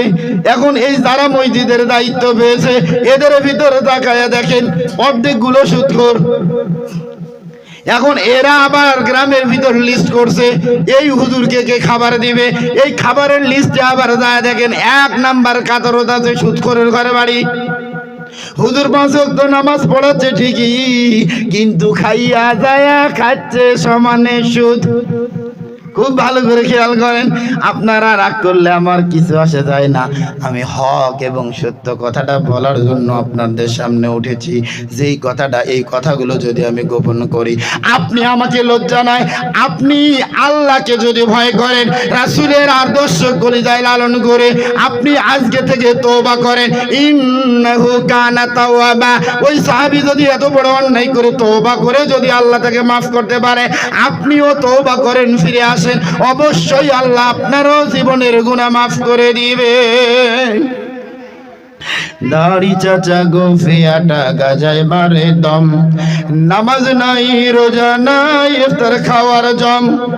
দাড়ি চাচা গোফিয়াটা গাজায় মারে দম, নামাজ নাই রোজা নাই ইফতার খাওয়ার জম। নেই ফজরে নেই জহরে নেই গো আসরে, মাগরিবেতে ওরাই থাকে প্রথম কাতারে। এশার সময় অন্ধ যুবক ভয় ভয় লাগে, এশার সময় অন্ধ যুবক ভয় ভয় লাগে। দাড়ি চাচা গোফিয়াটা গাজায় মারে দম, নামাজ নাই রোজা নাই ইফতার খাওয়ার জম। নেই ফজরে নেই জহরে নেই গো আসরে, মাগরিবেতে ওরাই থাকে প্রথম কাতারে। এশার সময় অন্ধ যুবক ভয় ভয় লাগে, ধর্মের বেলায় ঘুম ধর্মের বেলায় ঘুম। ওরাই হলো সমাজপতি, ওরাই হলো রাষ্ট্রপতি। সুদের টাকায় করছে যারা অফিস ব্যাংক ব্যালেন্স, সুদের টাকায় করছে যারা অফিস ব্যাংক ব্যালেন্স, তারাই এখন মসজিদের খাদেম, তারাই এখন মসজিদের খাদেম। সুদের টাকায় করছে যারা ঘর বাড়ি, তারাই এখন মসজিদের সেক্রেটারি। নবীর সুন্নতের নাইকো তাদের নাইকো হাদিস জানা, নবীর সুন্নতের নাইকো তাদের নাইকো হাদিস জানা। তবু ওরা মাসআলা দেয় মুফতি মাওলানা, তবু ওরা মাসআলা দেয় মুফতি মাওলানা। জীবনে কোনোদিন মাদ্রাসার বারান্দা যায় নাই, জীবনে কোনোদিন কোরআন ছুঁয়েও দেখে নাই, পড়েও দেখে নাই। হঠাৎ করে যা বলে, হুজুর আপনি আমাদের এইটা শিখাইছেন, এইভাবে সমাজে চলা নিষিদ্ধ। আমি আজকে শুনছি অমুক হুজুরের কাছে এমন ফতোয়া দিচ্ছে, হুজুর অবাক, এই ফতোয়া আপনাকে কে শিখালো? মাথায় খারাপ। হুজুর ডাক দিয়ে বলতেছে, আপনাকে তো আমি একদিনও 5 ওয়াক্ত নামাজের কাতারে দেখি না, কিন্তু আপনি আজকে শুক্রবারের দিন প্রথম কাতারে কেমনে জায়গা নিলেন? কই হুজুর জানেন না, আমি ওই মাসলা শুনছি আর আপনি এটা করেন, আপনার ভুল ধরার জন্য আজকে আমি প্রথম কাতারে আসছি। এই যে হলো একটা অবস্থা। আজকে সমাজের আম জনতা আলেমদের ভুল ধরে, আলেমদের খোটা দেয়, আলেমদের সাথে উঠে পড়ে লাগছে। একটা বারের জন্য খেয়াল করেন, এই সমাজের মানুষগুলো আলেমদের সাথে যেমন লাগছে, তার চেয়ে বেশি যদি আপনারা কোরআনের সাথে যদি সম্পর্ক করতে পারেন, বিশ্বাস করেন এই বাংলাদেশ সোনার বাংলায় পরিণত হবে, এই বাংলাদেশ কোরআনের রাজপথ কায়েম হবে, এই বাংলাদেশটা একটা জান্নাতের বাগান হিসাবে কবুল হবে। কিন্তু আজকে আমরা সেই কোরআন পড়ি না, বুঝি না, বরং আজ আমরা নিজেদের ভিতর কাটাকাটি, মারামারি, হানাহানি, রক্তপাত ইত্যাদি, আমরা আজকে বিবাদ নিয়ে, দ্বন্দ্ব নিয়ে সকলেই আমরা একে অপরের সাথে লেগে আছি। ও আমার বন্ধুগণ, আপনারা দয়া করে মন খারাপ করবেন না। আল্লাহ সুস্পষ্ট ভাষায় সুদকে হারাম করেছেন। এখন আল্লাহর নবী ডাক দিয়ে বলতেছেন, সেই ব্যক্তি সুদ খায়, এই সুদখোরের হাড় আছে এইটার মধ্যে। কয়টা হাড় গেল? দুইটা হাড় গেল, কিন্তু 3টা হাড় কিয়ামত পর্যন্ত বাধা থাকলেও এই খেজুর বাগানে কখনো খেজুর হবে না, কখনো রহমত, কখনো বরকত পাবে না। এখন প্রশ্ন হলো, 3 নাম্বার হাড়টা কার? 2টা কইছি, তাতেই অনেকের মন খারাপ। 3য় নাম্বার যদি কই, তাহলে লাস্টে হুজুরকার বাড়ি দিদাবার দিবে কিনা আল্লাহ ভালো জানে। এই জন্য মা, একটা বারের জন্য খেয়াল করবেন, ও আমার বাবারা একটা বারের জন্য খেয়াল করবেন, আত্তাকুল্লাহ। আমরা আলেমরা ভয় করি শুধু আল্লাহকে, দুনিয়ার কোনো ব্যক্তিকে নয়। রাজা বাদশা আপনি আছেন কতক্ষণ? যতক্ষণ পর্যন্ত আমার আল্লাহ আপনাকে সম্মান দিবে আপনি থাকবেন ততক্ষণ। আল্লাহ যখন সম্মান দিবে না তখন জুতা পিটা করে তাড়া না করে বাংলাদেশ থেকে ইন্ডিয়ার মতো জায়গায় পালিয়েও জায়গা পাবেন না। তার প্রমাণ আমরা ইতিপূর্বে দেখেছি। এই জন্য বলতেছি, একটা বারের জন্য খেয়াল করেন। অনেক সময় কিছু ব্যক্তিকে জিজ্ঞেস করবেন, ভাই আপনি কি এইটা জানেন আমাদের সমাজের ভিতরে একটা সব চাইতে একটা খারাপ গুণ আছে, সেইটা হলো অন্যের ত্রুটি ধরা, অন্যের দোষ ধরা। আমরা অন্যের উপর আঙ্গুল তুলি, তুমি খারাপ। খুব ভালো করে খেয়াল করেন। মনে করেন আমি ভাইকে বলতেছি আপনি সবচাইতে খারাপ।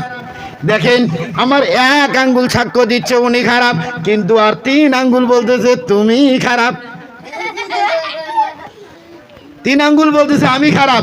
ও মানুষ, যতক্ষণ পর্যন্ত নিজের ভুলগুলোকে না ধরবে, যতক্ষণ পর্যন্ত নিজের ভুলগুলোকে না শুধরাবে, ততক্ষণ পর্যন্ত এই জাতি, এই সমাজ উন্নতি লাভ করতে পারবে না। তাই সকলের কাছে আকুল আবেদন জানাচ্ছি, সকলের কাছে আকুল আবেদন জানাচ্ছি, সেটি হলো নিজের ভুল ধরা, নিজেকে সংশোধন করা, নিজেকে আল্লাহর কাছে সঁপে দেওয়া, নিজেকে রাসূলের আদর্শ অনুসরণ করে নিজের জীবনটাকে সাজানো, নিজেকে সেই কবরের কথা, মরণের কথাকে স্মরণ করতে হবে। নিজেকে সংশোধন করেন। ইন্নাহু কানা তাওয়াবা ইজা জাআ নাসরুল্লাহি ওয়াল ফাত ওয়া রাআইতান নাসা ইয়াদখুলুনা ফি দীনিল্লাহি আফওয়াজা ফাসাব্বিহ বিহামদি রাব্বিকা ওয়াস্তাগফির ইন্নাহু কানা তাওয়াবা। সমস্ত অন্যায় অপকর্ম থেকে আপনি নিজেকে ফিরে আল্লাহর কাছে তওবা করেন। রাতের নিরিবিলি অবস্থায় আল্লাহর কাছে সিজদায় লুটে পড়ে কাঁদেন। আল্লাহ আপনার ডাকে অবশ্যই সাড়া দেবে। উদউনি আস্তাজিব লাকুম। আল্লাহ বলেছেন বান্দা আমারে ডাকতে থাকো, আমি আল্লাহ তোমার ডাকে সাড়া দিব। সুবহানাল্লাহি ওয়া বিহামদিহি। সম্মানিত উপস্থিতি, আমি যা আলোচনা করলাম, আমার আলোচনা এবং কথাবার্তার মধ্যে যদি কোনো ভুল ভ্রান্তি হয়ে থাকে সকলে নিজ গুণে নিজ ভাবে মেহেরবানি করে ক্ষমা করে দিবেন।